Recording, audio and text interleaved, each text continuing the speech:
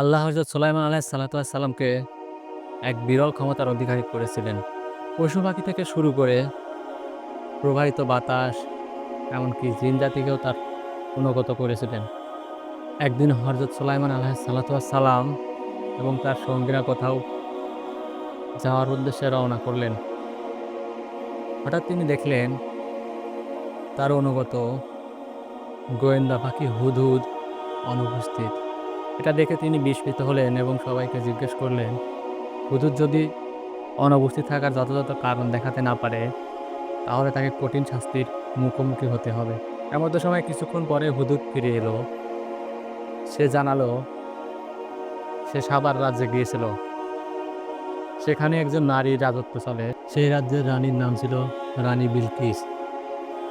তার রাজ্য ছিল ধন সম্পদে পরিপূর্ণ, কিন্তু তারা সূর্য দেবতার পূজা করত। এটা শুনে হযরত সুলাইমান আলাইহিস সালাতু ওয়াস সালাম খুব দুঃখ পেলেন। হযরত সুলাইমান আলাইহিস সালাতু ওয়াস সালাম তার গোয়েন্দা পাখি হুদহুদের মাধ্যমে রানী বিলকিসের নিকট একটি চিঠি পাঠালেন। চিঠিতে তিনি তাকে আল্লাহর প্রতি ঈমান আনতে এবং আত্মসমর্পণ করতে আহ্বান জানান। চিঠি পাওয়ার পর রানী বিলকিস তার মন্ত্রিসভাদের সঙ্গে পরামর্শ করেন। সবাই তাকে যুদ্ধের কথা বললেও রানী বুঝেছিলেন যে এটি কোনো সাধারণ রাজার চিঠি নয়। তাই তিনি সুলাইমান আলাইহিস সালাতু ওয়াস সালামের কাছে কিছু উপহার সামগ্রী পাঠালেন। কিন্তু হযরত সুলাইমান আলাইহিস সালাতু ওয়াস সালাম তা গ্রহণ না করে বললেন, তোমরা কি আমাকে ধন সম্পদ দিয়ে কিনতে চাও? আল্লাহ আমাকে যা দিয়েছে তা তোমাদের উপহারের চেয়ে অনেক বেশি। এরপর হযরত সুলাইমান আলাইহিস সালাতু ওয়াস সালাম রানী বিলকিসকে তার দরবারে আসার আহ্বান জানান। তিনি তার সভায় বলেন, রানী বিলকিস আমার এখানে আসার আগে কে রানী সিংহাসন আমাকে এখানে এনে দিতে পারবেন?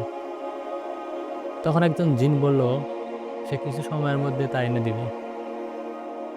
কিন্তু সেই সভায় উপস্থিত ছিল একজন আলেম, যিনি আল্লাহর জ্ঞানপ্রাপ্ত একজন ব্যক্তি। তিনি চোখের পলকে রানী বিলকিসের সিংহাসন এনে দিলেন। যখন রানী বিলকিস এলেন, তখন তিনি তার ওই সিংহাসন দেখিয়ে তাকে বললেন, এই সিংহাসনটা কি আপনার? রানী বিলকিস সিংহাসনটি দেখে বিস্মিত হলেন এবং বললেন, হ্যাঁ, এটি যেন ঠিক আমারই সিংহাসন। এরপর হযরত সুলাইমান আলাইহিস সালাতু ওয়াস সালাম রানী বিলকিসকে কাচের একটি মেঝে দিয়ে তার প্রাসাদে ঢুকতে বললেন।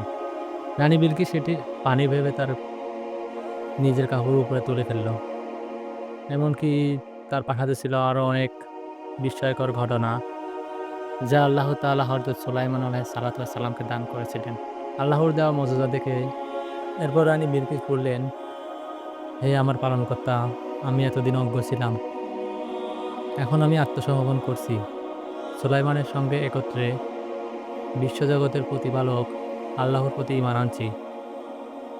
এভাবেই রানী বিলকিস আল্লাহর প্রতি ঈমান আনেন এবং সত্য ধর্ম গ্রহণ করেন। প্রিয় দর্শক, আপনারা যারা আমাকে শুনছেন, যারা আমার ভিডিওটি দেখছেন, আমার ভিডিওটি যদি আপনাদের ভালো লেগে থাকে, তাহলে আমার এই চ্যানেলটি সাবস্ক্রাইব করে পাশে থাকা বেল আইকনটি বাজিয়ে রাখবেন। তাহলে আমার ভিডিওগুলা সবার প্রথমে আপনার কাছে পৌঁছে যাবে। সবাই ভালো থাকবেন, সুস্থ থাকবেন। আল্লাহ হাফেজ।